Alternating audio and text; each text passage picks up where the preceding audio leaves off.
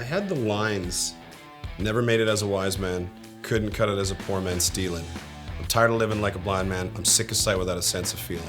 And that had come to me on a tour bus somewhere, and I was like, oh, that's juicy. I had to write that down. I wrote that down in this book that I had, and then that just got put away for a while. And then I got into an argument with my girlfriend I was living with, and which is always over nothing, pizza toppings and things about as serious as that, and you just wind up getting an argument over something dumb. Ugh, and I got frustrated. I went downstairs and I turned my PA on and I started singing, and then she got the "it's not like you to say sorry, I was waiting on a different story," probably because it rhymed with sorry. And this time I'm mistaken for handing you a heart worth breaking, and I've been wrong, but the whole thing.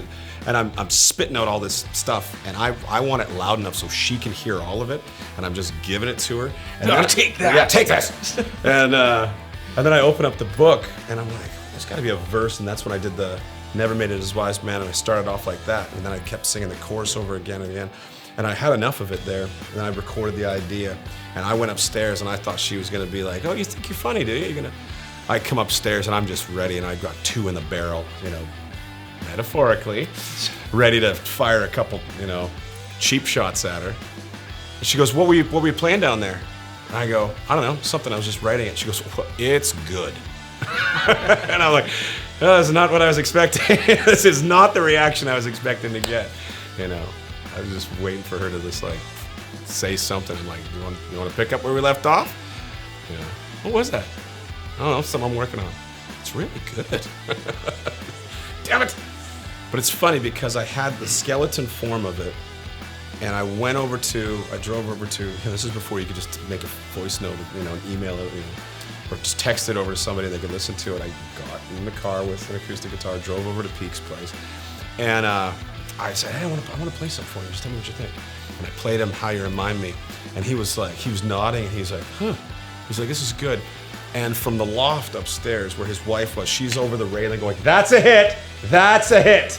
And she's yelling that, like when Ryan tells the story. It's great. It's hilarious. But yeah, she was giving that one. She's like, "That's the seal of approval right there. That's a great song." She nailed it. Yeah, she did. She really did. And then once we recorded it, suddenly, because even back then, you burn a CD, that goes into a FedEx pack, that goes to New York, the label hears it, and once they heard "How You Remind Me," everything changed.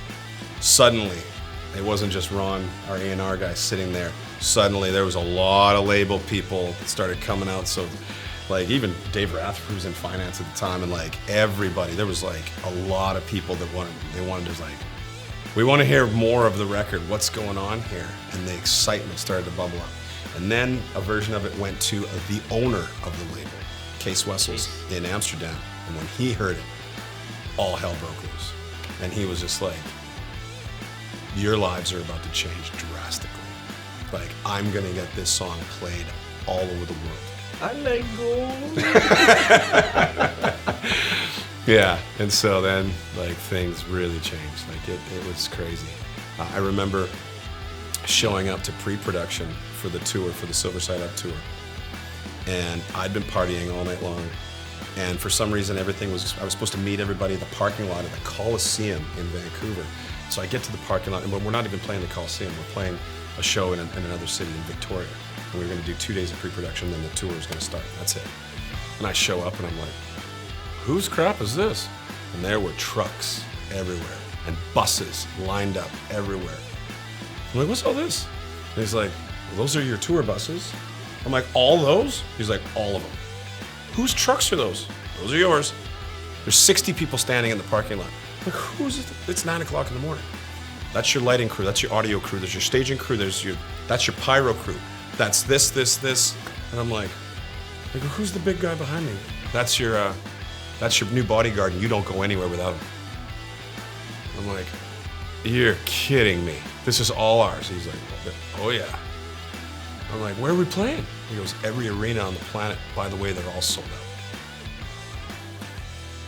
So the song had a little impact on our careers. Crazy.